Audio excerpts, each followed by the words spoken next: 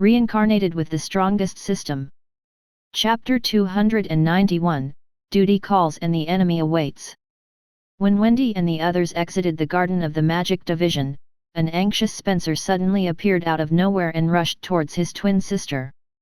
He had searched the entire division looking for Wendy, but he couldn't find her. Fortunately, when he was about to head to the other divisions, he saw them exit the garden and immediately ran in their direction.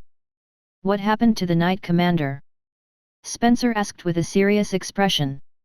"Are you okay, Wendy? Are you hurt anywhere?" "I'm fine, big brother," Wendy replied. "Are the demons still around?"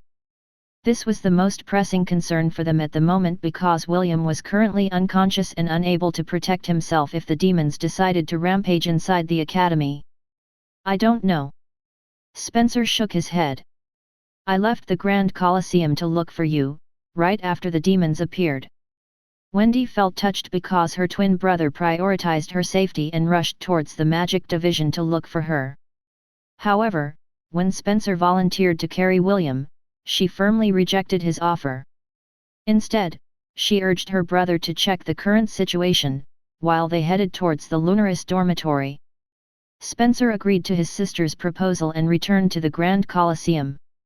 Since EST and the others were with her, and his Knight Commander was currently out of commission, the overprotective Siskin deemed that his sister was currently safe and left with peace of mind. The Lunaris dormitory was the dormitory of the first years in the Magic Division. EST proposed to take William to his room to rest, while they waited for the battle against the demons to settle down. They were confident that the knights, instructors, and the students would be able to drive the demons away. This was why they decided to prioritize William's safety instead of going to the Grand Colosseum. A man wearing a black robe snuck inside the treasure house of the Royal Academy. He and his men used the demon invasion as a distraction to infiltrate the place where ancient artifacts and treasures were stored within the academy. The black-robed man was one of the members of the organization that helped the demon race set a warp portal in the Grand Colosseum. If the astral worm was there, it would recognize the man as the same person that had given it Carter to be used as a vessel in order to enter the academy and carry out its mission. Due to the sudden turn of events, the defenders of the treasury were forced to split their forces and reinforce the defenders at the Colosseum. Those that remained behind were easily dealt with by the members of the organization who specialized in fighting. "Sir, all the guards had been eliminated," a man wearing a black mask reported. "Good," the black-robed man replied. "Guard all entrances and make sure that no one disturbs me." "Yes, sir." The man wearing the black mask nodded his head and stood at the entrance to prevent anyone from interfering with his superior's mission. After walking for a few minutes, the black-robed man stopped in front of a huge black door that was covered in many ancient runes. It was the entrance that led to the treasure house. Only the dean of the academy had the key to open it. Fortunately, they managed to steal the key a day ago, while the dean was having a meeting outside the academy. They left a perfect replica behind in order to prevent Simon, the dean of the academy, from finding anything suspicious. The black-robed man took out a small silver orb from his storage ring and raised it above his head. "Let the glory of the Hellan Academy forever burn brightly," the man shouted, and the silver orb in his hand glowed. The door of the treasury slowly opened, revealing mountains of gold coins, jewels, weapons, armors, and other artifacts that had been stored in the academy for many years. The lips of the black-robed man curled up into a grin as he stared at the priceless treasures that were inside the treasure vault. His leader ordered him to ransack the academy's treasury in order to increase their organization's funding. They had used many resources and manpower to instigate the war between the kingdoms and dynasties, and also support the demon race's invasion. Their coffers had decreased by half and they needed some immediate sources of income to keep their operation going smoothly. The black-robed man was about to enter the treasure vault when a hand patted his shoulder from behind. "Good job," a voice filled with happiness sounded from behind the robed man. "I'll take it from here. You can rest in peace." Before the black-robed man could even react, the same hand that had patted his shoulder grabbed his head and gave it a twist. The sound of bones breaking reverberated within the quiet treasure vault. James tossed the dead body aside and entered the treasure vault with a devilish smile on his face. Time to loot this place, James chuckled as he activated the storage ring in his hand. Like a black hole, all the treasures within the vault were sucked towards James' ring until nothing was left. The old bandit of Lont whistled in satisfaction as he swaggered out of the treasury.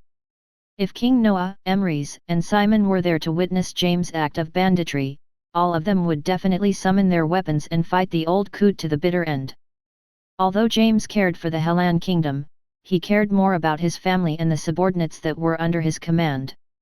He didn't expect much from the king, and he certainly didn't expect him to confer upon him additional rewards for the information he had given him. For him, the organization was just a convenient scapegoat. He could put the blame on the organization for everything. I can just tell them that I arrived late, James thought as he smiled evilly. Suddenly, Ezio appeared before him holding a short sword stained with blood. Everyone has been eliminated, sir, Ezio reported.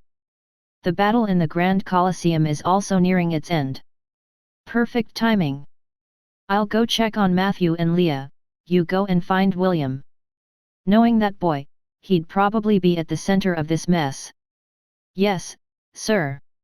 Ezio disappeared into a black mist and flew in the direction of the magic division. James watched him go before turning his head to look at this right side. How long are you planning to hide?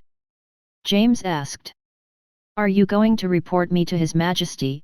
He finished sarcastically. James' rival, the sword saint of the Hellan kingdom, Aramis Bran Caliban, materialized out of thin air and stared at him with disdain. I've always known that keeping you around was a mistake, Aramis said as he snorted. You even used the demons and that secret organization to fill up your pockets with gold coins. How devious of you! Why, thank you, James replied. So, what are you going to do? Are you going to fight, or are you going to fight? Aramis didn't bother to reply, and instead, unsheathed his sword from his scabbard before taking a fighting stance. James, on the other hand, summoned his giant axe and rested it on his shoulder. Both fighters released their aura and were about to clash against each other when they heard the tolling of a bell. Soon, more ringing sounds resounded all over the capital and the two men's expressions suddenly became serious. Back in the Grand Colosseum. None of the students had died during the demon invasion because the king, the Grand Archmage, and the Dean of the Academy had made preparations beforehand and linked the Grand Colosseum to Simon's domain.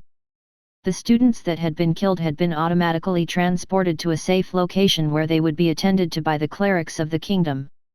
However, before they could even celebrate their victory, the grand bell of Gladiolus started to ring. King Noah, Emrys, and Simon looked towards the east with grim expressions. The bell of Gladiolus had been rung and it only meant one thing, and one thing only. The war has started, Noah said in a voice laced with barely restrained anger. He had long heard that an unknown organization was moving behind the scenes and fanning the flames of war from the shadows. However, he never expected them to act this decisively and use every means at their disposal to make things difficult for the Hellan kingdom.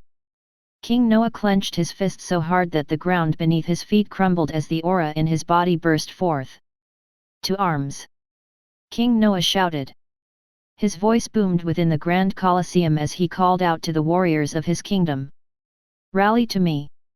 Duty calls and the enemy awaits. Chapter 292, First Step for World Domination. Are you sure the two of you want to do this? Ian asked. You might not like what you see. I'm ready, Wendy said firmly. EST didn't say anything and just nodded his head. The three were planning to enter William's Sea of Consciousness using Ian as the medium. They wanted to know if there was anything else that they could do in order to help the boy regain consciousness. Wendy lay on William's right and hugged his body, while EST lay on his left, holding his hand. Ian transformed into her spirit form and lay at the edge of the bed, cradling William's head.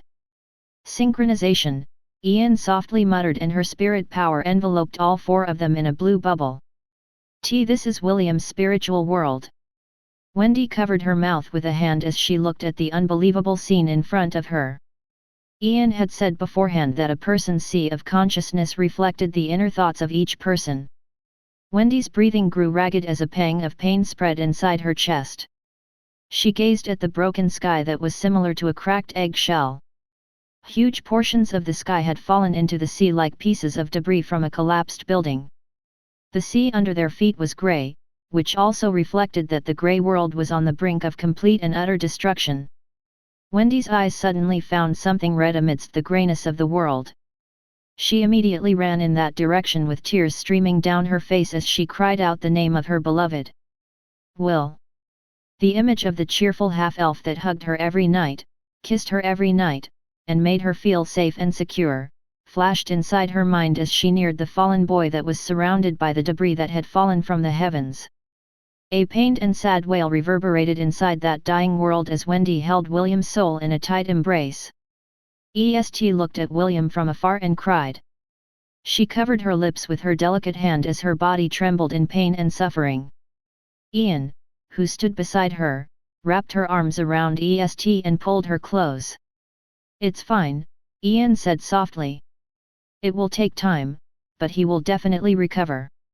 I will do my best to make him recover. EST hugged Ian tighter as her tears fell down like rain. She blamed herself for what happened to William. If only I was stronger, this wouldn't have happened, EST said between sobs. It's all my fault. No, Ian assured her. It's the fault of the demons. If not for their vile actions, none of this would have happened. You, Wendy, and William are just victims of their evil schemes. Don't worry, as long as the three of us work together, we will be able to restore him to his peak condition. Ian said these words, not only to reassure EST, but to reassure herself as well. She knew that it would take a few months for William to recover. But, she needed to be strong in order to prevent the two girls, who also liked William, from blaming themselves for what had happened to him. She hoped, with every fiber of her being, that the boy would soon open his eyes and tell them that he was fine. 20 miles off the shore of the southern continent, several ships had anchored themselves. They were the cruisers from the Silver Moon continent and they were waiting for the right time to invade the southern continent. Soon the sounds of bugle horns broke the peace as several warships appeared 10 miles away from their formation. Elador, the 19-year-old prodigy of the elves, peered through his telescope to identify the newcomers. It didn't take long for him to recognize the flags of the human warships that belonged to the Creator Empire. Elador had already been told that there might be other forces that were planning to invade the southern continent aside from them, but he wasn't too worried. There were 4 elven archmages that had accompanied them on this mission, and they were more than enough to deal with any situation in the open seas. Also, his grandfather told him that, if possible, he shouldn't pick a fight with the humans until they arrived at their destination. Put the fleet on high alert, but do not engage the humans without my order, Elador ordered. Yes, young master, his subordinate replied and immediately issued Elander's orders. Elador stared at the human fleet and sneered. His clan was one of the factions within the Silver Moon continent that detested humans. This was also why he was chosen among the other 11 prodigies to be the grand commander of this mission to invade the southern continent. The ancient elven families had long wanted to prove to the world that they were the superior race, and all other races should bow before them. If not for the fact that it took many years for the world tree to fully recover, they might have launched an invasion long ago. It could even be said that this mission to conquer the southern continent was only their first step towards world domination. Elador believed that after this mission ended, he would be one step ahead of his peers in being able to court the elven princess who had accompanied them to this mission. Although the king of the elves had taken a back seat when it came to politics, and allowed the elven council to take over, it didn't change the fact that all the elves still showed him their utmost respect and reverence. Just as the elves were observing them, a handsome young man in his late teens looked back at the elven formation in the distance. He had a smile on his face as he casually waved for his men to stand down. Just like Elador, the young man was in his late teens and was hailed as one of the strongest warriors among the young generation in the Creator Empire. His name was Jason, the fifth prince of the Creator Empire. His mission was to stake their claim in the southern continent and make his cousin sit on the throne as an empress. For the young teen, this mission was a walk in the park because there were very few forces in the world who would dare get in their way. He was not afraid of dealing with the long-eared elves, whom they treated as slaves in the central continent. He was even looking forward to their future clash with the elven race so that he could bring back some beauties to warm his bed. Jason was not only strong, but very intelligent as well. He knew that this was not the time to fight with the elves because they needed all of their manpower to conquer one of the four kingdoms that held the axis of power in the southern continent. Until then, he would leave them alone and settle their differences after they had landed on foreign soil. Both young commanders were belittling each other's races inside their minds. Even so, they still tolerated each other as they waited for the moment when the skies of the southern lands would change their color. That was the sign that the time was ripe to charge forward and stake their claim among the rich and fertile lands of the south. It was also the prelude for an all-out war that would reshape the balance of power between all the warring factions that were vying for supremacy. Chapter 293, Important Talk with the Gods. Will, time to wake up. How long do you plan to sleep? An adorable voice asked. If you don't wake up soon, I'm going to give you a kiss. William's eyes slowly opened when he heard the familiar voice that whispered in his ears. The adorable face of the lowly goddess appeared in his vision with her lips puckered outward to give him a smooch. William hurriedly raised his hand to block her lips, but was surprised by what he saw. Instead of his hand, the one that blocked Lily's lips was a furry, padded hand that made the lowly goddess giggle. "Ew, William is so shy," Lily chuckled as she raised William high in the air and spun him around. "I should have done this sooner. You look cuter this way." "Lily? Why are you here?" William asked via telepathy. "Where am I? Better yet, what am I?" It didn't take long for William to realize that there was something very strange about his body because it felt weird. It was as if he wasn't fully accustomed to his body and was having trouble moving its parts. "All right, calm down, little Will," Lily happily poked William's nose with a big grin on her face. "I know that you are currently confused, but my explanation will have to wait until we arrive at our destination." Lily happily carried William out of her residence to meet with Issei and David. Gavin was currently resting in his hut on the outskirts of the temple in order to recover. The forceful god descent he made to save William had rendered him paralyzed and it would take him a long period of time to fully recover. "We're here," Lily announced as she arrived at the picnic area of the temple where several other gods were lazing around. Issei and David were already seated beside a picnic table and waved at the approaching lowly goddess. "How did it go?" Issei inquired. "It went perfectly well," Lily replied with a victory pose. David played with his beard as he stared at the pink teddy bear in Lily's hands. Since Lily had declared that her attempt was successful, then the consciousness residing within the stuffed toy was none other than William. Lily casually placed the teddy bear on top of the table with a big smile on her face. "Ta-da! I present to you, Little Will version 1.1. Issei and David humored Lily by clapping their hands to praise her. William, who was still in a confused state, tilted his head as he waited for an explanation. Can someone tell me what's going on?" William asked. "Did I cross over? Am I dead?" Lily giggled and poked the teddy bear's nose and started her explanation. "Technically, you are now a half-dead half-elf. The only thing that is keeping you from crossing over is the newly implanted spirit core inside your body. If not for that, you'd be entering the cycle of reincarnation right at this moment." William tried to recall what happened before he lost consciousness and remembered a pair of purple eyes that looked at him in an affectionate manner. He knew to whom those pairs of eyes belonged to, and a complicated feeling rose in his heart. "Looks like I owe her one," William thought as he sighed internally. "You have been sleeping for 3 days and, during that time, your body and spirit have been taken care of by 3 beauties, Issei commented on the side.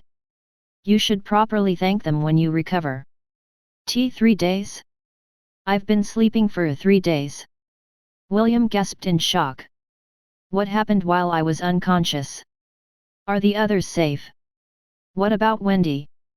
Calm down, David replied. All of them are safe. At least for now. For now. Yes. For now. William wanted to know more, but David didn't say anything else. Lily and Issei also didn't say anything to follow up, which made William feel anxious. Look. Before you worry about others, why don't you worry about yourself first? Lily said as she patted her forehead. Do you know how serious the damage to your soul is? It's a miracle that I was still able to drag your consciousness out of your body. William quieted down after hearing Lily's words. If his soul remained inside his body, and only his consciousness was dragged out, it just showed how dire his current situation was. Mah, there's no use worrying about things outside of your control, Issei said as he patted the teddy bear's shoulder. What you need to think about is what you're going to do from here. Clearly, you can't return to your body in your current state. Even if you were to return, nothing would change. You will just remain in a vegetable state for a month or 2. William closed his eyes and did his best to calm down. Issei was right. Even though he wanted to return to his body, the damage to his sea of consciousness remained. After calming down, he once again opened his eyes and faced the 3 gods who supported him from the heavens. What should I do now? William inquired. Is there a way for my body to recover? Can any of you help me? The 3 gods exchanged a glance and looked back at him with serious expressions on their faces. The damage in your sea of consciousness will recover in time, but it will take at least a few months for it to fully recover, Issei answered with confidence. Right now, Ian and the others are doing their best to speed up the process, but you can't rush something like this. Souls are very delicate things. It takes a great amount of spiritual energy to damage them, and requires the same amount to restore them. David cleared his throat as he looked at the depressed teddy bear in front of him. However, that doesn't necessarily mean that you can't awaken from your current state. Of course you can. In fact, you can even fight, but you can only do that for a very short period of time. If you exceed your limit, your already crumbling soul will collapse completely. When that happens, it will take at least 1,000 years for your soul to recover and enter the cycle of reincarnation. William sighed in relief when he heard that there was still hope for him to awaken in the real world. Although the part about his soul collapsing completely scared him, he was more worried about staying in a vegetable state for months. Mah, let's not talk about these things first, Lily interjected. Let's talk about the important ones. William, it's about time that you learned how to use the divinities that we gave you. Don't tell me that you only thought of my lollipop as an ordinary snack to lure cute little girls to follow you around. Although I don't mind if you do that, people around you will definitely treat you as scum. Your lollipop isn't just a snack. William scratched his head. I thought it was just a candy that dispelled other status effects. It can do more than that. Of course it can, Lily said in an arrogant manner. At most, you are only using 10% of its full power. And you're using mine at 25%, Issei commented. You're also not fully utilizing the power of the shepherd job class, David joined his friends in nagging at William. You're missing out on a lot of things. The 3 gods stared at William with mischievous smiles on their faces. Don't be in a hurry to return, little Will, Lily said with a big grin on her face. You will be undergoing divinity training so that you don't waste the precious gifts that we gave you. I still can't stomach the fact that a worm almost benefited from the blessings that we gave you. If that really happened, I would have descended into your world and ripped that worm to pieces. After Lily's outburst, the 3 gods dragged William to the outskirts of the temple to start his divinity training. Issei, and David, shared the same opinion as the lowly goddess. If William had known how to utilize the divine powers that they had given him, even in his weakened state, the astral worm wouldn't have been able to beat him so easily. Chapter 294, Heart-to-Heart Talk Part 1. Just, what are they doing? They're playing rocks, scissors, and papers to see who will be teaching you first. How about you, Sir David? William inquired. Aren't you going to join them? David played with his beard and smiled. I decided to be the last one to mentor you. That way, I don't have to worry about time constraints to make you understand the true power of the shepherd class. William looked at the smiling god beside him and nodded his head. In truth, he wanted to know more about his main job class. Unlike dark magic where he had a teacher to teach him the ropes, the shepherd job class was a mystery to him. He had played many RPG games back on Earth, but none of those games had the shepherd job class. In regards to the taming system, he doesn't really understand how it worked. More often than not, he had to use contracts in the name of the god of contracts as a medium in order to temporarily add Spire and Psoglov to his herd. As for Fenrir and the other troll hounds, they had sworn their allegiance towards William and automatically became part of his herd, without being tamed. In short, the shepherd job class didn't have a tame skill that William could use to tame herd-type beasts. He just assumed that he could tame them because the system classified the monsters around him by whether they could be tamed or not. He was hoping that with David's mentorship, he would be able to understand what the shepherd job class was truly capable of doing. A loud shout broke William out from his daze as Issei raised his fist triumphantly. Lily, on the other hand, hatefully stomped her feet on the ground and gave William a pout. She looked so cute and adorable that most boys would unite and start a crusade against Issei if they were to see Lily's current state. Let's go, William, Issei said as he picked up the teddy bear with a grin. It's time for you to understand the power of the divinity that I gave you many years ago. Before William could even say goodbye to Lily and David, the world distorted and both he and Issei disappeared without a trace. Lily clicked her tongue as stomped her foot in irritation. Tisk. This was a good opportunity to turn William into a lolicon. Unfortunately, Issei still got him first in the end. So annoying. You shouldn't say your thoughts out loud, you know. David commented. Especially when the other gods are around. Ha, what do you understand, old man? Lily sighed. You're old-fashioned. You don't even know what mo means. David pretended not to hear Lily's words and decided to visit Gavin in his hut. He was worried about the backlash that his friend received after he had done his best to keep William's soul from shattering. Seeing that David was not interested in hearing her whining, Lily returned to the temple to wait for the next batch of candidates to arrive. Unlike Issei, who had already reached his maximum number of followers, Lily still had a long way to go. Fortunately for her, there was not a lack of people who would happily sign her contract after seeing the bright smile on her adorable face. William, listen well because what I am about to tell you is important, Issei said as he sat in front of William. The two of them were inside his palace, where most of Issei's women resided. They were currently taking turns to hug the cute teddy bear to their voluptuous chests, not caring that blood was already seeping out of the teddy bear's nose. Girls, do you mind? Issei grabbed William from his lovers and prevented them from having their way with him. We boys are having an important talk. Aside from Abby and Gabby, all of you disperse. Darling, you're so mean. HMP. Let's see if you're going to get any sleep tonight. You better make us feel good later or else we will make you regret it. Several other complaints were made by Issei's lovers, but they all followed his order and left the room. William stared at the two beautiful twins that stood on Issei's left and right sides. They seemed to be in their early 20s, and had petite bodies. Even so, that didn't change the fact that the two girls were definitely above average. Issei cleared his throat and started his explanation about the uses of the divinity he left inside William.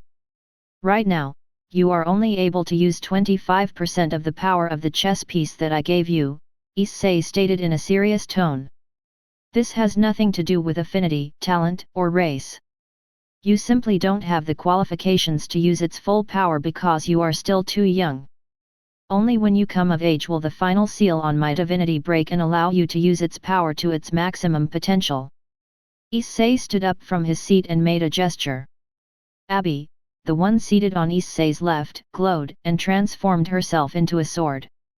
The harem god firmly gripped the sword's handle and gave it a few swings.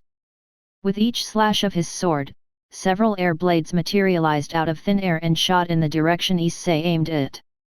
Issei made another gesture and Gabi, who was watching her lover's performance, smiled before transforming into a round shield. The shield flew towards Issei and the latter caught it with his left hand. "The power of my divinity is the power of bonds," Issei said in a voice laced with tenderness and affection. "The more intimate you are with your lover, the more powerful the connection will be. This will allow you to use powerful abilities that are exclusive to them." The two girls transformed back to their natural bodies and hugged Issei. The harem god held their waists firmly and gave both of them a kiss on the cheeks, before facing William. "I'm not telling you to use your girlfriends as weapons, or pieces of armor. I'm just letting you know that anything is possible, as long as the bonds you have with them remain strong. Also, I have a feeling that if my divinity and Gavin's divinity work together, you might be able to temporarily pass your job classes to your lovers for a short period of time. Of course, this is not yet confirmed. You need to experiment with this after you return to your world." William's ears perked up when Issei mentioned that transferring his job classes to his lovers might be possible. He imagined Wendy using the power of the monk job class to beat up her twin brother, Spencer, and it improved his mood greatly. Seeing that William's mood had become better, Issei decided to show him what was currently happening inside his sea of consciousness. William looked at his pale-faced spirit body, that was currently being hugged by three girls. Wendy hugged his body from his right side, a beautiful mermaid with blue hair hugged him from the back, and a girl with silver-colored hair hugged him from the left. The three girls had their eyes closed as they channeled their spiritual energy around them. The energy was slowly being absorbed by the blue gem embedded in William's chest. William's gaze softened as he looked at the three girls who were doing their best to help him recover faster. "William, you are loved," Issei commented. "I'm sure that you already know what to do, so I will not interfere with your affairs. However, allow me to give you some advice. Women like it when the man they love tells them that he loves them. Don't just show, and make them feel, that you love them. Use words as well. Communication is the most effective way to keep a relationship healthy, do you understand?" "Yes," William replied as he nodded his head. "Thank you. I will keep that in mind." "Good. Since this is a special occasion, allow me to help you a bit. Remember, words are important," Issei reminded William as he placed his hand over his head. "I will let you talk to them for a period of time, so make sure to let them know that you are safe." Something warm spread throughout William's body as he felt himself being pulled back by a strong force. Issei and his two lovers glanced at each other before leaving the room. They would give the young boy some privacy and let him settle his affairs with his girlfriends before his training officially started. Wendy, EST, and Ian had just finished channeling their spiritual energy to William, when they felt a gentle breeze brush against them. Soon, they heard a voice calling out to them. A voice that they had been wanting to hear since he lost consciousness. "Thank you for watching over me." William's voice reverberated within his sea of consciousness, which made the eyes of the three girls widen in surprise. "I don't have much time, so, please, allow me to talk without being interrupted. First off, I would like to apologize to the three of you. I could have prevented Carter from hurting all of you, but I decided to watch him from the side and allow his filthy spell to corrupt your consciousness. EST, I'm sorry. I could have dispelled the spell long ago and prevented you from suffering. Words cannot describe how much I hated myself for not killing Carter at an earlier time. Knowing you, I'm guessing that you might be riddled with guilt right now. I'm sorry for making you suffer. I'm sorry for making you feel guilty, and most of all, I'm sorry for not being there to apologize in person. William then explained everything from the beginning. How he discovered that Wendy was under the effects of a suggestion spell that was slowly invading her sea of consciousness and the hesitation he felt in dispelling the spell in its earlier stages. He explained how Carter tried to use the spell to have his way with Wendy, which forced William to take the matter in his own hands and purify the curse within her body. Chapter 295, Heart to Heart Talk Part 2. Sorry, Wendy, William's voice, that was riddled with shame and guilt, permeated within his spiritual world. I used you as bait in order to get close to Carter. I placed you in the way of great harm and he almost succeeded in forcing you to do things that you would have never done in your sober state. I don't know if you hate me right now, but know this, I will accept any punishment that you will give me once I recover. I'm sorry if you feel disillusioned with me. If you want to put an end to our relationship, then I will accept it. I am the one at fault and I don't deserve someone like you in my life. Wendy clenched her fist and lightly pounded William's chest. She had forgotten that the half-elf had told them not to interrupt his words. The feelings in her heart had burst out, which caught the two girls beside her by surprise. If you want to apologize, then open your eyes and apologize to me face to face. Wendy growled in frustration. I'll make sure to punch you without holding back until I have vented out all of my frustration. Are you trying to kill me? William's voice laced with helplessness whimpered. I'm only barely hanging on to life. One full-powered punch from you would immediately send me to the cycle of reincarnation. Wendy stopped her punches. Okay, I'll wait for you to recover then punch you. Why didn't you tell me this earlier? Is this why you were feeling anxious? Is this why you were feeling guilty? You've been bottling all of these feelings inside you for a very long time and fighting this battle alone. Why? Don't you have any faith in me? I'm sorry, William apologized. I promise I won't do it again. Just, don't leave me, Wendy. Wendy buried her head on William's chest and cried. She had seen William's anxiousness throughout the entirety of the past week before the incident happened. She had seen the guilt on his face and the worries in his brows each time he looked at her. William's consciousness was hovering above them, and saw his girlfriend's pained expression. If he could only move his hands, he would have definitely wrapped them around her body and whispered words of apology in her ears. He then shifted his attention to the blue-haired mermaid who was hugging him from behind. His head was cradled on her chest. He watched as the gems embedded in his and Ian's bodies glowed in unison like the beating of a heart. Ian, thank you, William said. If you didn't give me half of your heart, then I would have surely died. I heard your words and I promise you that I will fulfill it. I will take responsibility, but, can you please, give me some time? I don't want to do things half-heartedly. I want to do it right. I know that this might be sudden, but I would like to know more about you. Let's talk about these things slowly. Also, is this why you always quarreled with me? They say that love is just a thin line away from hate. Yeah, I guess even mermaids can't resist my charms. Being handsome is a sin. Ian shook her head helplessly because she knew that William was only trying to lighten up the depressing atmosphere. Even so, deep inside, she was happy. She could tell that William was serious when he said that he would take responsibility, and it made her feel that her sacrifice was worth it. A smile appeared on Ian's face as she patted William's head.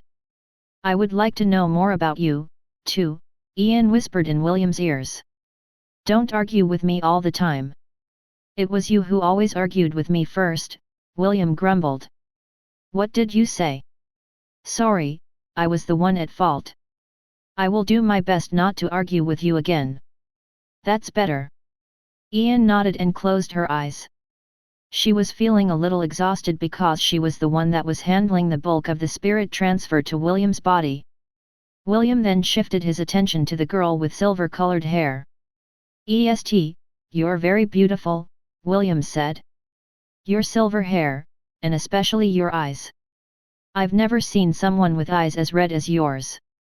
Snorted and closed the eyes that William had praised a few seconds ago. However, her hands that were embracing the boy's body remained firm. It was as if she was afraid that William's body would fly away if she loosened her grip even a little. I know that this might sound like a stupid question, but I have to know. Are you really a girl? William asked with genuine curiosity. I was a girl, EST answered. But I am currently under a powerful curse and have to remain a boy for life. I don't know how Ian managed to temporarily unseal the curse placed on her body, but I can only have this appearance inside your sea of consciousness. Who was it that placed a curse on you? Do you know? William's voice contained a hint of anger, which made EST feel like a little kitten was scratching her heart. I was cursed by a goddess. Her name?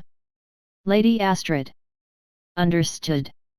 I will talk to her while I'm here. Hey. EST opened her eyes abruptly and gazed at the pale-faced boy. What do you mean you'll talk to Lady Astrid?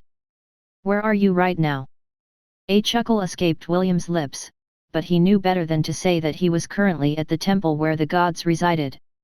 EST, do you believe me? No. Why not? William inquired. You dare not believe this amazing half-elf? This handsome half-elf that could make all the girls in the academy swoon with a single wink. EST scoffed and flicked the unconscious spirit body's head in annoyance. Why should I believe in a womanizer? You already have Wendy, and Ian, now you want to have me, too? I'm not that cheap. William smiled at the stubborn girl that was clinging to his body. I have an idea, why don't the two of us make a bet? You and your stupid bets. I don't like to make bets with a womanizer. Don't be like that, listen to me first, William said in a voice that was similar to an adult coaxing a child. How about both of us make a promise instead? Go on, I'm listening, EST replied in a guarded tone. I will find a way to fully undo the curse on your, Ian's, and Isaac's bodies. After you turn back into a girl, then you become my girlfriend. And if you are unable to undo the curse?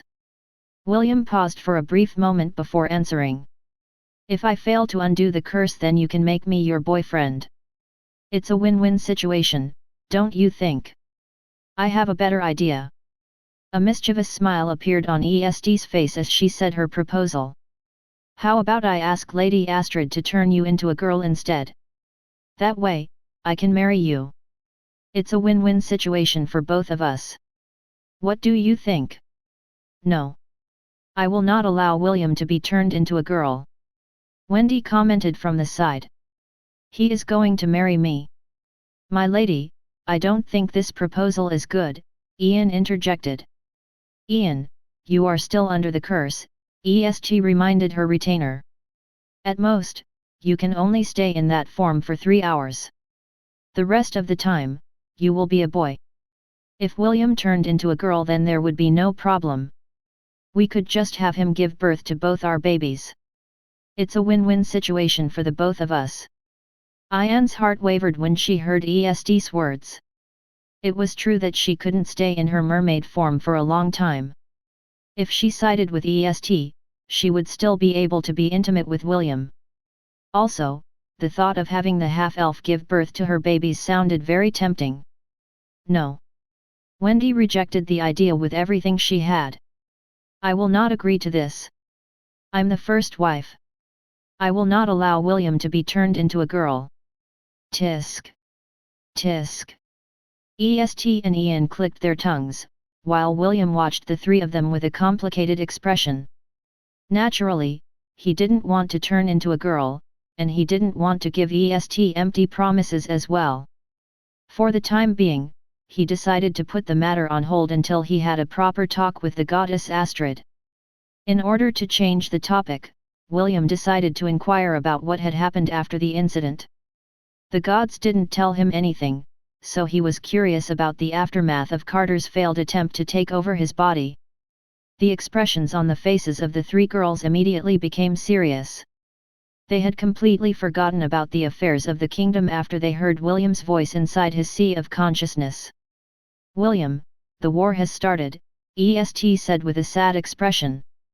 And it doesn't look good. We are currently being pushed back by the combined forces of the two dynasties. I'm afraid that it won't take long before their forces break through to our second line of defense. Currently, the Sword Saint and the Archmages are holding them back. Even so, I'm afraid that it will only take a week or two before Windsor Fortress falls. EST then narrated the series of events that followed the demon invasion in the academy. He now understood why David said that Wendy and the others were safe for now. On that day, William realized how dire the Hellan Kingdom's current situation really was. Chapter 296, I can't die even if I want to. General, they are about to break through, an officer reported in a panicked voice. Just focus on the flying ants first, Gareth Brent, the great general of the Hellan Kingdom, ordered. Although everyone around him was panicking, he alone had a calm expression on his face. Such was the willpower of the man who stood at the top of the military forces of the Hellan Kingdom. His eyes glanced at the gate that was on the verge of collapse, before shifting his attention to the 3-meter-long ants that numbered in the thousands. Several ants had crawled over the fortress walls, causing the defenders to engage them in a life-and-death battle. Archers and magicians, eliminate the flying insects, Gareth said in a tone that snapped everyone from their panicked daze. It doesn't matter if they break through the gates. Gareth unsheathed the sword in his scabbard and raised it high. For the glory of the Hellan Kingdom. Kill! Kill! The melee fighters redoubled their efforts as they slayed the ants that were climbing their fortress walls. The archers and magicians no longer hesitated and rained their attacks on the flying ants that were attacking them from the skies. 5 minutes later, a loud explosion reverberated amidst the shouts and cries in the battlefield. The soldiers from the Anisha dynasty came storming inside the fortress. The first wave of invaders hadn't even taken 20 steps inside the fortress before all of their heads were separated from their bodies.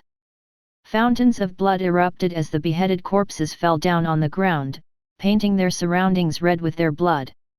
A man, wearing a black robe, stood at the main entrance of the fortress, holding a silver sword in his hand. Welcome to Windsor Fortress, Aramis Bran Caliban, the Sword Saint of the Hellan Kingdom, said with a smile. Please, enjoy your stay, because this is the place where you are going to be buried. Aramis casually waved his sword and the bodies of hundreds of soldiers were split in two. Those who managed to survive the attack screamed in terror as they ran back out of the fortress. Unfortunately for them, Aramis had no intention of letting them go. He let out another sword strike to end the lives of the fleeting men, however, a powerful blow stopped his attack from reaching his targets. Don't you have any shame, Aramis?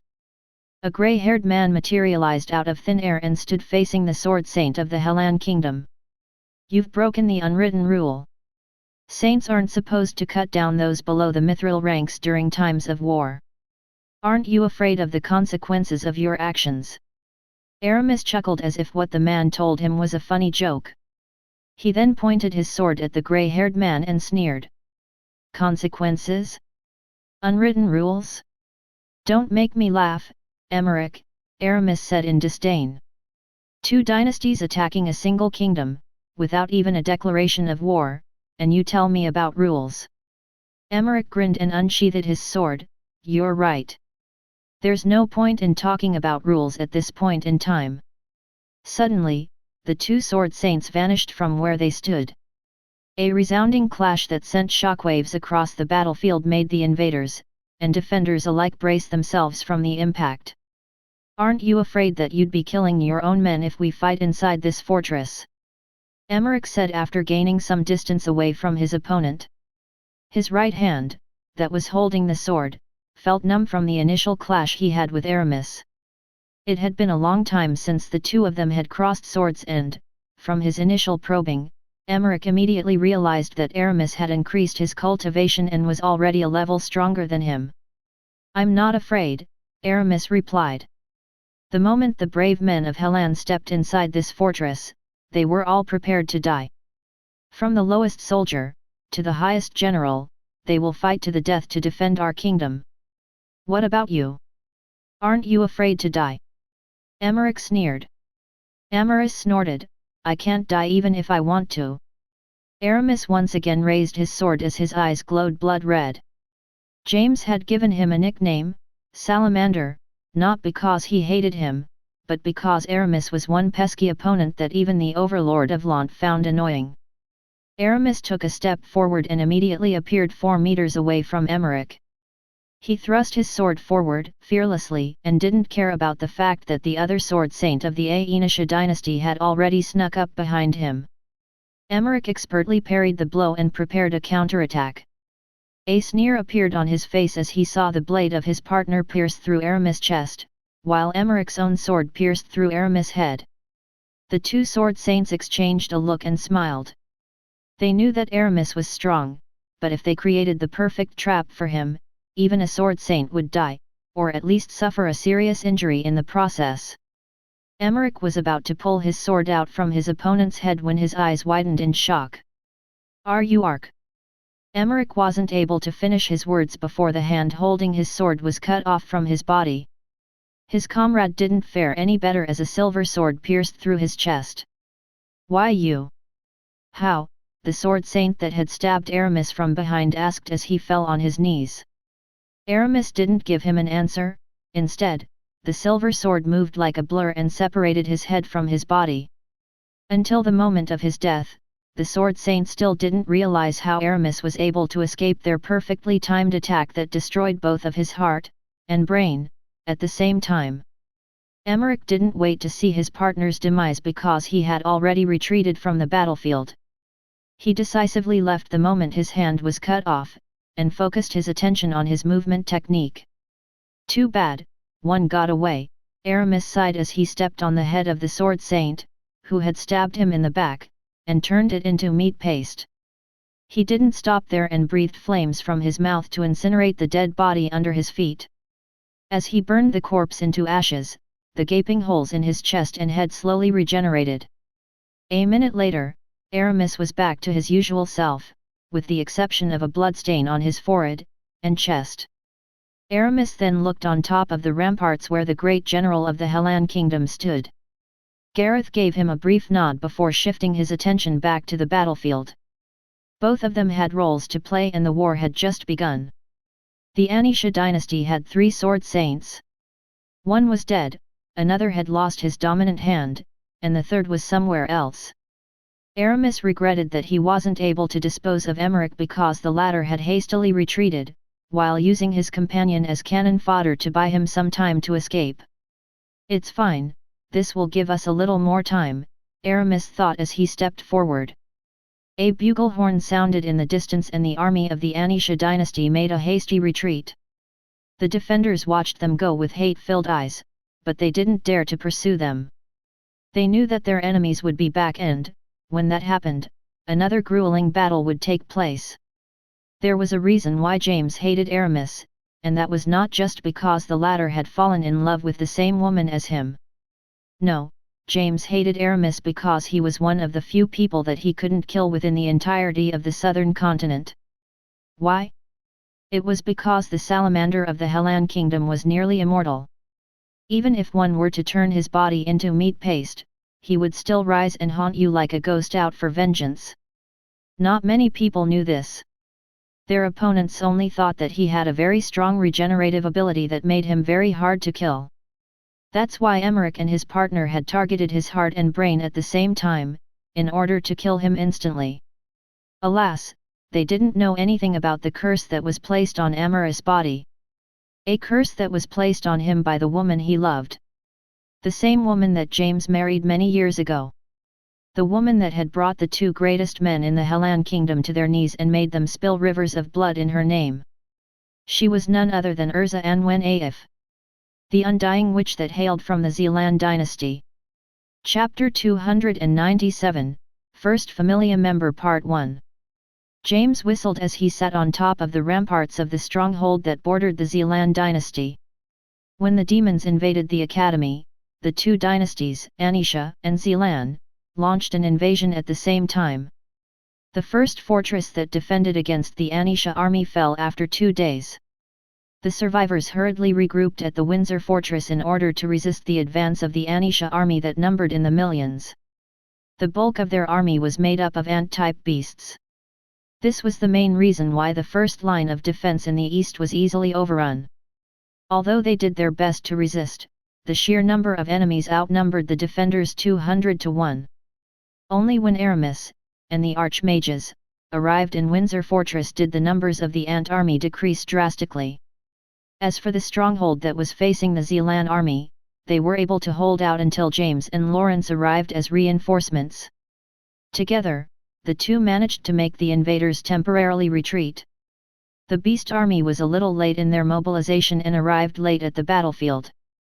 This was why the defenders were able to endure until reinforcements arrived, forcing the Zealand army to retreat. "Aren't you worried about Windsor Fortress?" Lawrence, Rebecca's grandfather and James' good friend, asked. "I heard that it can collapse any moment now." James scratched his bum as he looked at the vast army that was slowly approaching the stronghold. "I'm more worried about the enemy once that lizard gets serious," James replied without a care in the world. "I hope they kill the bastard so I can spit on his grave. I've been dreaming of it for years." Lawrence sighed as he shook his head helplessly. He knew about the bad blood between James and Aramis, and so did the other old fogies that had served the former king. The two were like oil and water, and would immediately attack each other if they were given an opportunity. "Oh, what a big ox," James nodded in satisfaction as he appraised the towering giant in the distance. "If I'm not mistaken, its name is Urchitu. Not bad, at least millennial rank. I wonder if I can use that ox to expand our farmlands." "Hey, is an ox part of a herd?" "Herd? Well, I guess that you can consider a group of oxen a herd," Lawrence replied after eyeing the beast from afar. "I didn't know you were interested in these kinds of things." James chuckled, but didn't say anything else. How could he possibly say that he was planning to catch the giant ox and give it to William? The boy had casually told him a few years ago that if James were to see a strong beast that belonged to the herd, he should catch it and bring it back to Lant, so that the half-elf could try his hand at taming it. Although James didn't fully understand how William would be able to tame a millennial beast, he was more than happy to agree to his grandson's request. "Minotaurs, inferno bulls, and 3 lamissu," James muttered as he scratched his head in frustration. "Ha, forget it. I'll just knock them all out and drag them back to Lant so that William can take a look at them, once he wakes up from his coma. If they are useless, I'll just cook them to eat." "Damien. Gideon." "Yes, boss." "Get some of those minotaurs later, and one of those lamissu," James ordered. "Choose Class B and above. Make sure to get the high-quality ones. I'll handle that Urchita myself." "Okay. Sure thing." The overlord of Lant then glanced at Jekyll, who was busy flossing his teeth at the side. "You stay here and guard the fortress. Don't eat any of the beasts. William might have a need for them." "I'll think about it," Jekyll replied as he eyed the monster army. Some of them had caught his eye, and he was also planning to bring them back to Lant to be used in his experiments. James massaged his forehead because Jekyll had that look on his face that screamed murder. He knew better than to get in the way of the dentist of Lant when he found something of interest. He sighed before facing his old friend, Lawrence. "I'll leave the human armies to you. Leave the beast army to me." Lawrence nodded his head. "Fine. Let's end this quickly." The 5 men stared at the 100,000 army in front of them as if they were just dealing with toddlers. Although there were existences within the Zealand army that were equal to them in strength, they were not the least bit worried about it. Why? Because James was there to oversee the battle. If he was so easy to kill, Aramis would have already done it long ago. The fact that James was still alive and kicking proved that he was a tough nut to crack. "It has been a while since I saw the Beast Conqueror in action." Lawrence narrowed his eyes as he looked at his old friend. "I swear to the gods, each and every member of the Ainsworth family is a freak of nature. I'm glad they are not my enemy." "Okay, focus," Issei said with a serious expression. "Don't force it. Let your consciousness slowly spread towards your body. The voice of the harem god whispered in William's ears as he slowly joined his consciousness with his spirit body. Issei was training William how to merge back with his body, so he could check on the current status of his king chess piece. The harem god insisted that, although William was still unable to use the full power of his divinity because he was still underaged, Ian's sacrifice made it possible for William to connect with her through the spirit core embedded inside his body. William felt lightheaded as his consciousness merged back with his spirit body. Although he was still unable to move his body, he was able to communicate with the system and ask it about certain things regarding the changes in his divinities. System, open the status of the king chess piece, William ordered. Opening chess piece status page. Accessing usable abilities. King's chess piece. King's Legion. Accolade. Familia, new. William didn't hesitate and asked the system to open the Familia option. He was curious what this new ability could do for him in his current state. Familia allows the host to harness the power of his bond with his Familia members. Depending on the strength of the bond, the host will be able to use his Familia's ability and vice versa. Familia available. Not available. Not available. Not available. Not available.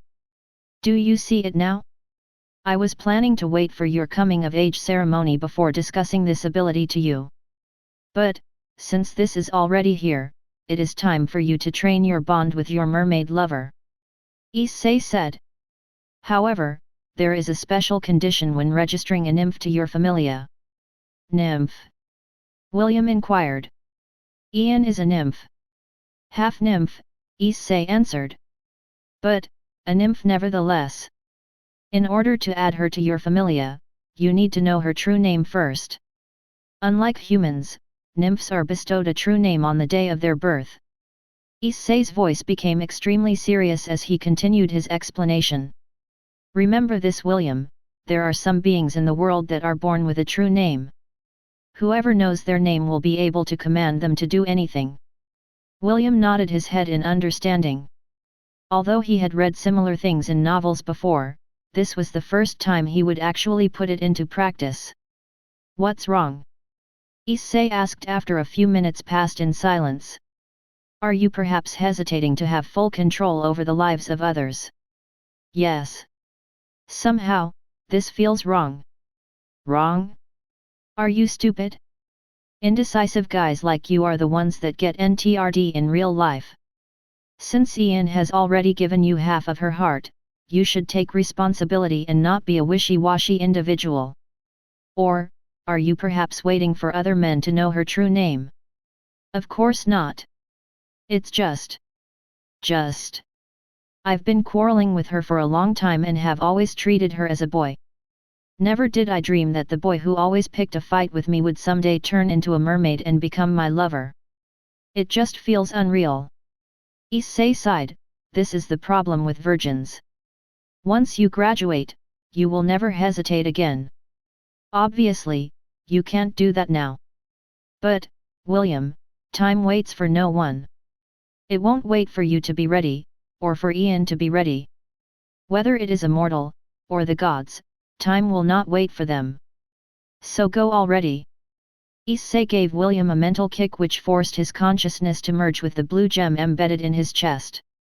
Currently, Wendy and EST had gone to the front lines to assist the defenders because it was a critical time. They only stayed for a few days because they were worried about William. Now that they finally knew that he was safe, the two magicians returned to their duties as knights of the Helan Kingdom. They left William in Ian's care because she was the only one that could nourish his spiritual body. Within William's sea of consciousness, the beautiful mermaid laid on top of William with her chest touching his. The gems within their respective bodies were pressed against each other in order to make the spirit transfer more effective. The moment William's consciousness entered the spirit core, a jolt of electricity passed through Ian's body which made her body tremble. William? Ian asked with uncertainty. William had already told them that he didn't know when he could communicate with them again. Although Ian had attempted several times to communicate with him through her spirit core, the unconscious boy remained unresponsive. This was the first time since their first discussion that Ian got a reaction from him. "It's me, Ian. There is something very important that we need to talk about." "What is it? Do you regret it?" William asked.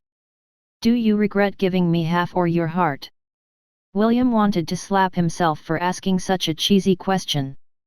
He had thought of a lot of things he could say to start the conversation, but nothing came to mind. It was at that moment when this question suddenly appeared in his consciousness. Since William was currently in this conscious form, all the things that pop up inside his head were automatically spoken out loud. The half-elf watched as Ian's expressions suddenly became serious. He waited with bated breath for Ian's answer. The answer that would take their relationship to the next level. Chapter 298, First Familia Member Part 2. Ian didn't answer William's question right away. Instead, she recalled the first time she met the red-headed shepherd who just happened to be going to the same temple as them. Back then, she didn't know why she felt irritated whenever she saw him. After pondering about it for a while, Ian might have become irritated when she saw the collar on William's neck. Just like elves, other humanoids like beastkins, and the more exotic creatures were sold as slaves. Ian was half human and half nymph. Her mother was a mermaid, while her father was a human mage that specialized in earth magic. Although such unions weren't rare, they were frowned upon by many. Just like the half-elves. Fortunately, Ian's and Isaac's nymph bloodline was stronger.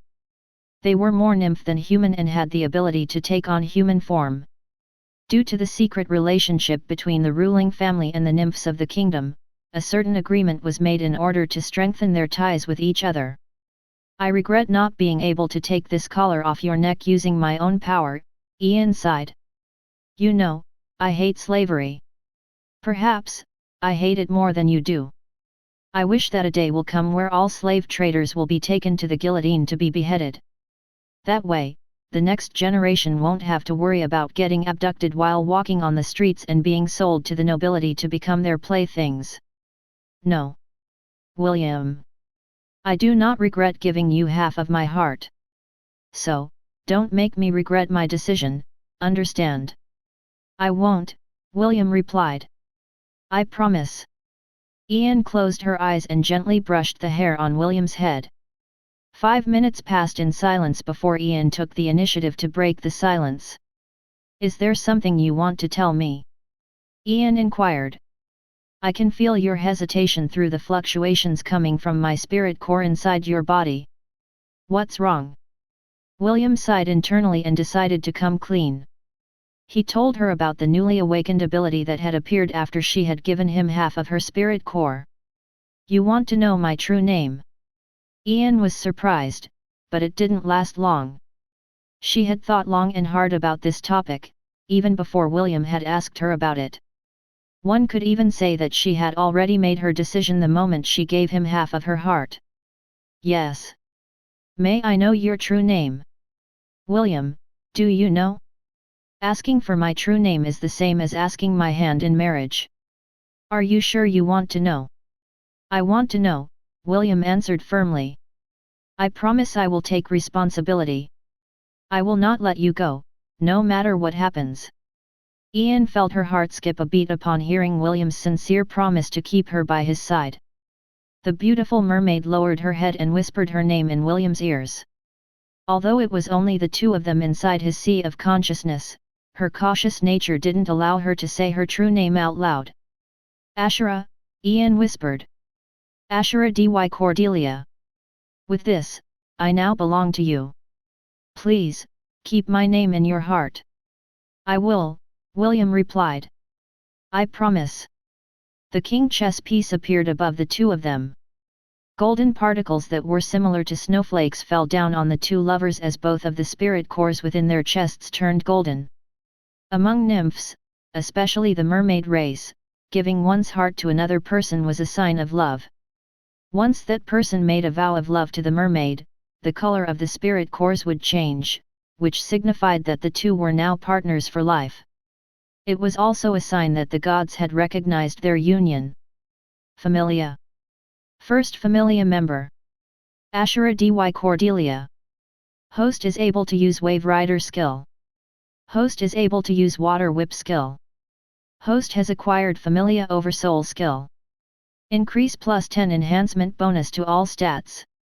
Strength of stats and abilities will increase, or decrease depending on the synchronization rate between the host and his Familia member. Synchronization rate, 30%. William and Ian felt a stronger connection between the two of them as the king chess piece and the system synchronized together to register William's first Familia member.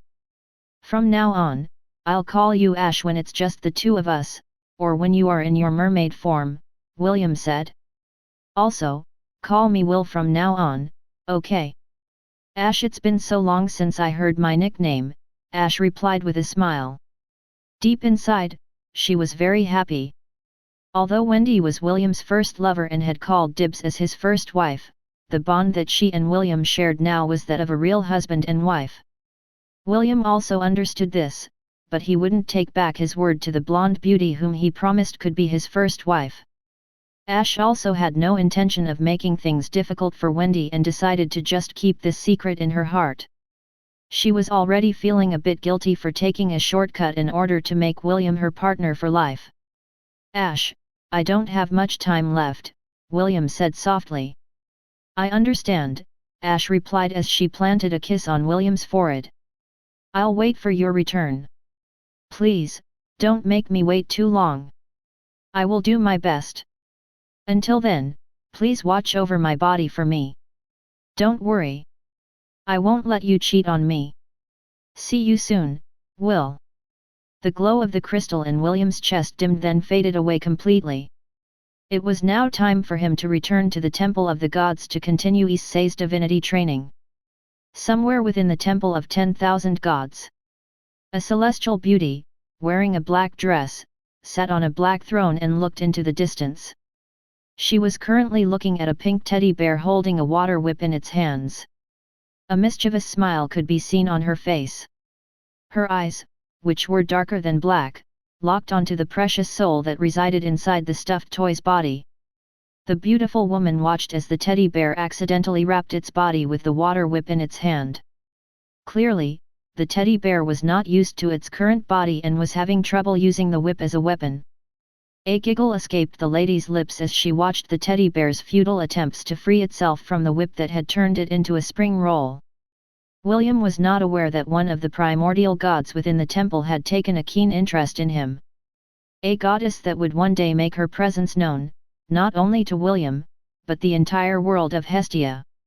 Chapter 299, One-Sided Massacre. How is the progress of the collection of souls, that died on the battlefield, going? Everything is proceeding smoothly, sir.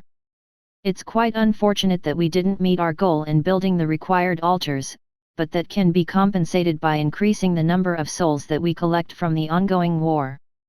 The man who sat on the throne nodded his head. What about the key? Do we have any news? The agents that are currently monitoring the two princes say that both of them are doing their best to acquire the key, a man wearing a black robe reported.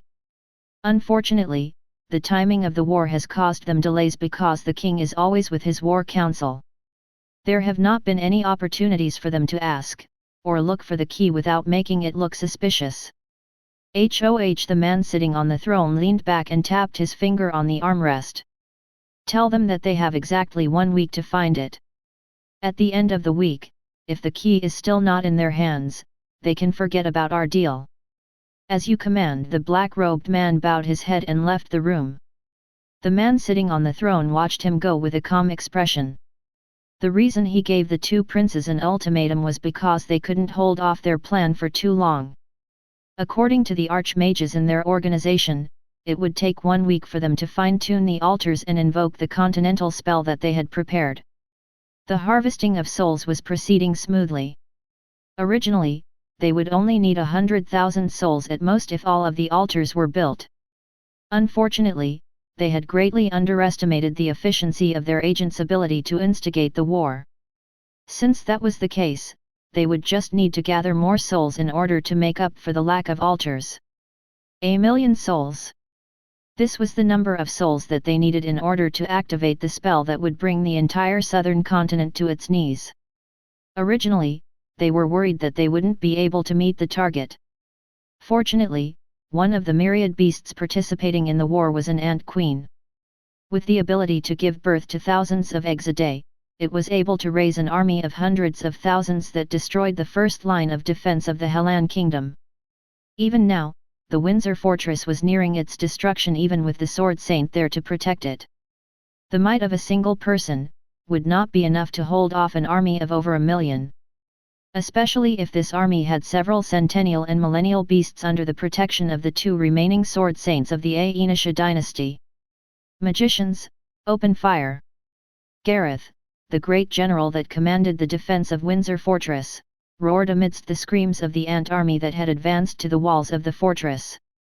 A myriad of spells from different elements rained down on the ant army with fury. The barrage seemed unending, but looking at the sea of ants that were steadily making their advance, their resistance looked like a futile attempt to prevent the inevitable. Over 20 millennial ants steadily crawled towards the fortress, and their eyes burned with bloodlust. However, they were not the only high-level beasts in the Aenisha army. 15 more millennial flying ants hovered above the battlefield, which made the defenders almost lose hope. If not for the Sword Saint, the 6 archmages of the north and east, the aerial cavaliers from Frisia, the Griffin Brigade, and the reinforcements of the Royal Academy that had arrived in the nick of time, Windsor Fortress might have fallen already. The bombardment of the 2nd and 3rd years is almost over, EST announced. 1st years prepare your spells. 4th years, get ready. Matthew declared. Hundreds of spells were activated simultaneously as the 1st years and 4th years waited for their head prefect's next orders. EST and Matthew watched the burning ant army in front of them as they waited for the right time to unleash the spells that they had prepared. A minute later, the first round of bombardment had ended, and the 2nd and 3rd year students of the Magic Division backed away to replenish their mana reserves. As soon as they stepped back, the 1st years and the 4th years stepped forward to take their place. Open fire! EST and Matthew ordered simultaneously. A rain of spells descended on the battlefield and slaughtered everything in their path. After the incident at the Grand Colosseum, the king didn't order the Royal Academy to mobilize right away. The shock and anger that the Magic Division experienced on the day of the inter-division battle rendered them unable to immediately participate in the war. Simon, the dean of the academy, had announced that a demon had possessed Carter's body. He added that the demon used an elaborate scheme to put the majority of the Magic Division under his control and force them to betray their comrades through the use of a powerful spell. Several high-level spirit users were dispatched to the academy in order to fully neutralize the lingering effects of the Mindweaver spells from their bodies.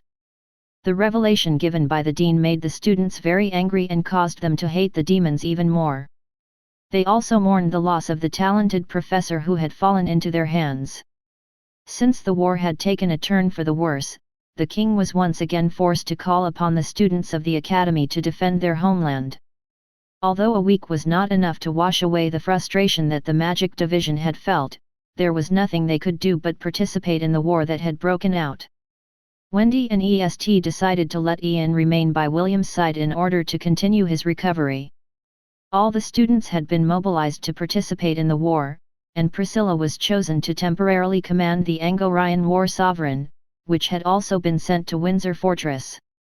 "Show them the might of Frisia," the captain of the aerial knights shouted as the hippogriff formation charged towards the flying ants in the sky. Flying beside them was the Angorian Knight Order led by Priscilla. Due to William's efforts, the aerial knights of the Angorian War Sovereign had several mock battles against the Griffin Brigade, which allowed them to gain battle experience when fighting with their mounts. This was their first official battle. The young knights under Priscilla's command felt anxious because William wasn't there. Although Priscilla was present to command them, she couldn't replace William's invincible image in their minds. Priscilla knew this, but there was nothing she could do at the moment. "I know that all of you are feeling anxious, but you should focus your attention on the enemies in front of you," Priscilla said with a determined voice. "The commander didn't train all of you to die meaningless deaths. Let's show everyone the might of the Angorian war sovereign. Kill them all. Kill. The captain of the Griffin Brigade laughed as he raised his spear. You bastards, make sure not to lose face in front of the kids. Death to our enemies. Death. The aerial defenders and the insect swarm collided. Blood rained down from the sky as shrieks and screams reverberated all over the battlefield. The battle lasted for 3 hours before the Aenisha army was forced to retreat once again. However, they had successfully destroyed the walls of the fortress, leaving it open for their next invasion. If not for the fact that Aramis had successfully killed Emmerich, at the cost of the thousands of brave Hellan soldiers that had accompanied him in a suicide charge towards the center of the enemy's formation, the Aenicians wouldn't have opted for a retreat. The archmages accompanying Aramis had also thrown caution to the wind and unleashed Eighth Circle spells that attacked both friend and foe alike. These frenzied attacks deterred the general leading the Aenisha army and forced him to order a retreat. Although the main bulk of their forces were the ant army, Aramis and the archmages ignored the ants and focused on killing the human soldiers. After a one-sided massacre and the loss of a sword saint, they had no choice but to retreat in haste and in the fear that the berserked archmages would wipe all of their human resources off from the face of the world. The suicide charge bought the defenders a few days of reprieve, but it was not enough to prevent the inevitable. 3 days later, Windsor Fortress finally fell and the surviving defenders were forced to retreat. They made their way to Ravenlord Citadel, the last fortress that stood between the Aenisha army and the capital of the Hellan kingdom. Chapter 300, Fall in Love All Over Again. 2 days before the fall of Windsor Fortress. Will. Ash stuttered as she looked at the cute teddy bear in front of her. A/N, this may take you guys a bit of getting used to, but I will shift to calling Ian as Ash when she's in her mermaid form, or when she's alone with Will. Yes, it's me, Will nodded. There's an impo, hey. Don't pick me up. Ash ignored Will's protest and twirled around holding the teddy bear in her hands.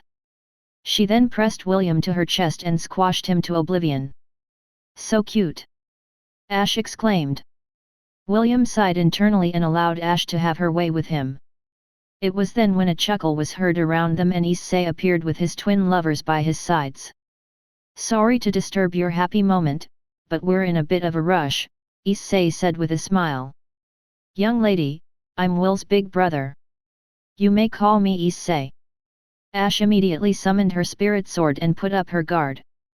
She could feel a very strong divine power coming out from Issei's body, and she understood that the person in front of her was a very strong existence. Good. Issei nodded his head in approval. Your reaction was on point. As expected from my brother's partner. William, who was currently being held in Ash's firm embrace, patted her chest in order to calm her down. Don't worry, he's not an enemy, William explained. He is my big brother and he takes good care of me. Ash lowered the weapon in her hand, but kept her guard up. She wasn't a little girl that would trust strangers as soon as she met them. Seeing that Ash had calmed down, Issei crossed his arms over his chest and grinned. Like I said earlier, we are in a bit of a rush, Issei stated. Young lady, I pulled your spirit from your body and brought you here to my domain. However, your spirit cannot leave your body for a long time, so I prepared something that will help you remain here for an extended period of time. But before that, allow me to tell you why you're here. You see, William is currently undergoing training about how to use the powers he gained from your union. Naturally, he won't be able to utilize them properly unless you are here. Because of that, I decided to forcefully bring you here to ensure that his training will be a success. Are you following me so far? Ash frowned, but she still nodded her head. She would listen first before she decided on how to interact with her partner's big brother. Issei cleared his throat and continued his explanation. Your soul can only stay for half of a day each day and for no longer than a week. Due to not wanting to harm your soul, half a day in your world will be 3 days inside my domain. Of course, I will not force you if you don't want to help William by participating in his training. Everyone is entitled to a choice, so I'll give you 2 minutes to decide. There's no need to wait, Ash replied. I will help Will with his training. Excellent choice. Issei clapped his hands and looked at the teddy bear in the young lady's hold. I got to hand it to you, little brother, your girls love you very much. The teddy bear raised its chin in an arrogant manner in acknowledgement of Issei's words. This is what you call charisma, big brother, William replied. Just one smile from me and all the girls in the academy will line up to give me a kiss. Ash grabbed the teddy bear's leg and dangled it upside down in irritation. Issei chuckled as he watched at the two's shenanigans before waving his hand to bring William and Ash inside his special domain. After a brief flash of light, William and Ash found themselves in a familiar place. The two of them stood in William's destroyed sea of consciousness. I temporarily linked William's sea of consciousness with my domain in order to keep the young lady's soul from weakening, Issei said as he appeared along with the twin ladies by his sides. Right now, William doesn't have any sort of power. Also, fighting for an extended period of time will hasten the destruction of his sea of consciousness. In order to prevent that from happening, he has to use an outside source of power. That is where you come in, young lady. Issei pointed at Ash with a serious expression on his face.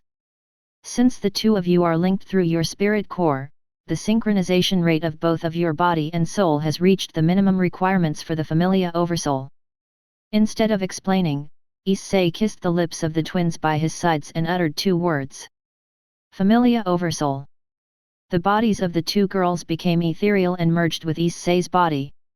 Soon, the silhouette of 2 girls wielding swords and shields, each, hovered behind Issei's body. It's similar to aura intent, William muttered as he narrowed his eyes to observe the 2 spirits that were floating behind the harem god. But, it feels more like magic power.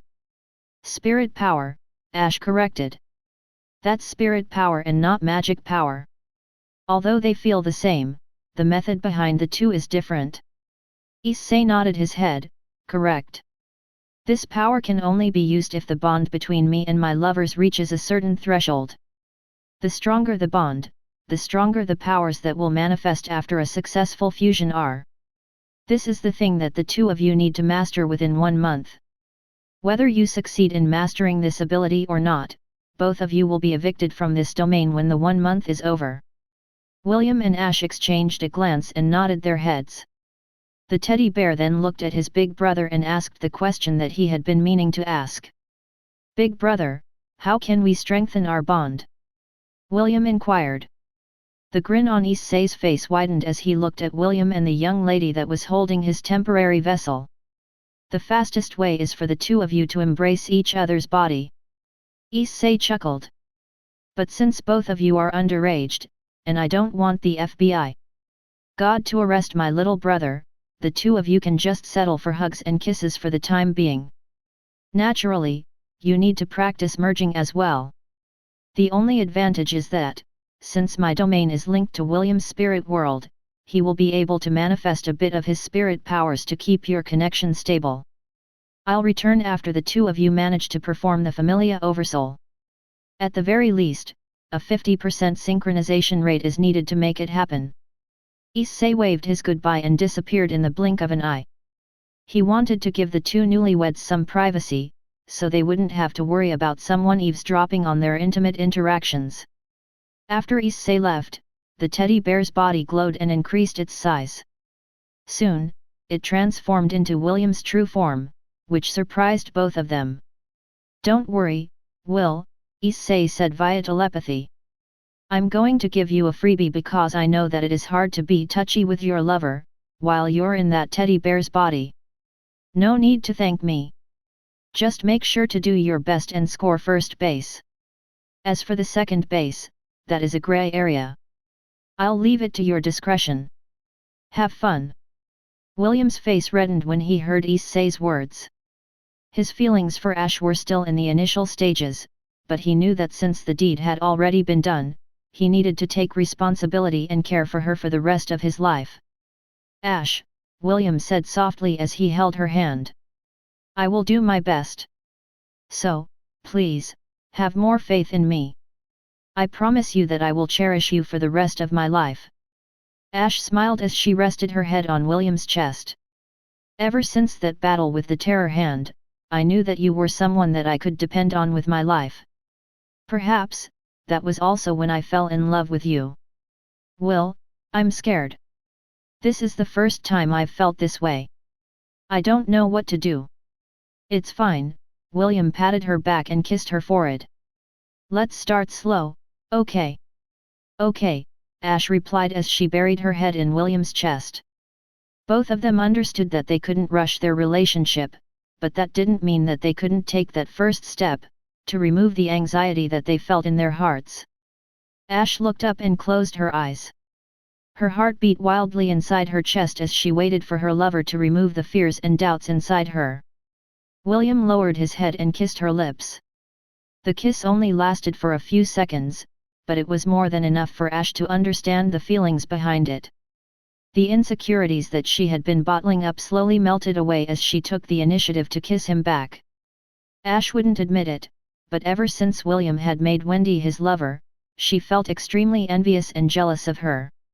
Now, she didn't have to worry about that anymore. William's actions assured her that he was taking their relationship seriously. With this, the haze in her heart and mind finally disappeared as she surrendered herself to her lover's passionate kisses, that made her fall in love with him all over again.